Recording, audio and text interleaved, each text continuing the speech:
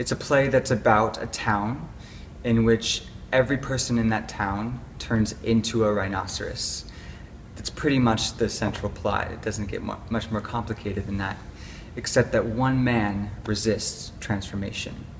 So for me, the beginning, everything was about the rhinoceros. What is the rhinoceros today? Because for Ionesco's time, the rhinoceros was the symbol of the Nazi regime and these people who turned into killing machines. For us, Nazis are not as prevalent or prominent in our society, so the rhinoceros had to mean something different. And so for me, the transformation is purely human.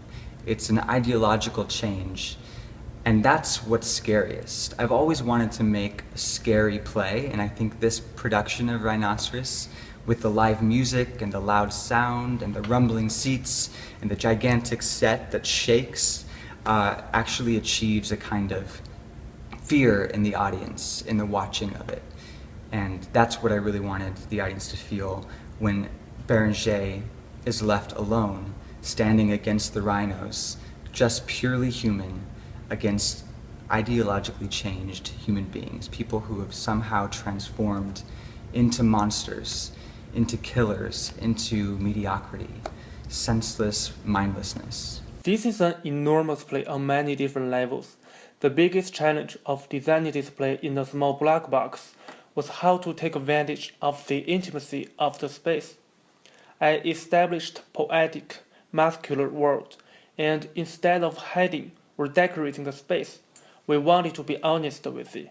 The theater structures, the lighting fixtures, the cables, the speakers, every component became a part of the scenery. And for the second half, we moved parts of the audience onto the stage, so we turned the space into an arena. Everybody in the house became a witness to the transformations of the rhinos. Playing Berenger is it's one of the biggest challenges of my life. First of all, it takes a lot of energy.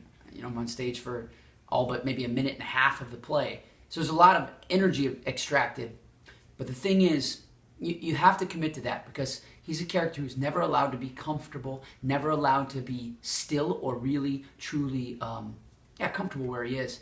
And the real thing about Berenger that I think makes him a great anti-hero, a great everyman, is that everybody in the audience, everybody on stage can see what's going to happen to him a mile before he does. So as an actor, you sort of have to suspend your judgment and be like, and put yourself in the moment.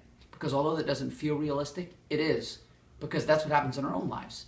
We're always the last ones to know about the thing that is happening. And everyone around us can see it. Oh, that's happening. And we're the last ones to know. And I think that's why Berenger's so fun to play, because he's always the last one to know as well.